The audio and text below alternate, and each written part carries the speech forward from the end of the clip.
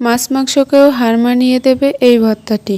দেখতেও যেমন, খেতেও তেমনই লোভনীয়।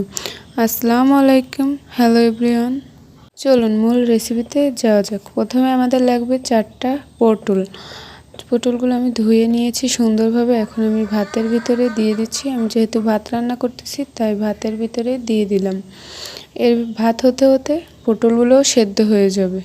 যারা আমার ইউটিউব চ্যানেল থেকে দেখছেন তারা চ্যানেলটি সাবস্ক্রাইব করে পাশে থাকা বেল আইকনটি অল করে দেবেন। যারা ফেসবুক পেজ থেকে দেখছেন তারা পেজটি ফলো করবেন। বলতে বলতে আমার পটলগুলো সেদ্ধ হয়ে গেছে। এখন আমি এগুলো একটা পাত্রে তুলে নেব। এই তো আমি তুলে নিচ্ছি।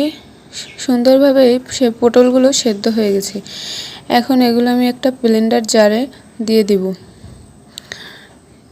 এখন আমাদের লাগবে রসুন।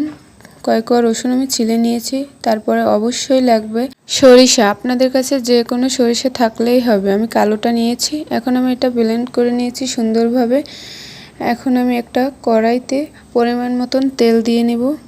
তেলটা গরম হয়ে গেলে আমরা এখানে বেশ খানিকটা পেঁয়াজ কুচি দিয়ে দেবো। পেঁয়াজটা যখন লাল লাল হয়ে আসবে, পটল ব্লেন্ড করা পেস্টটা আমরা এখন এর ভিতরে দিয়ে দেবো। ভালো করে সুন্দর করে নাড়তে হবে অনেকক্ষণ সুন্দর করে নাড়াচাড়ার পরে এখন আমরা এর ভিতরে পরিমাণ মতন লবণ দিয়ে দেবো, মরিচের গুঁড়া দিয়ে দেব।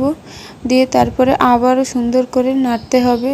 সুন্দর করে যখন ভাজা হয়ে যাবে তখন আমরা এখন এটাকে নামিয়ে নিব।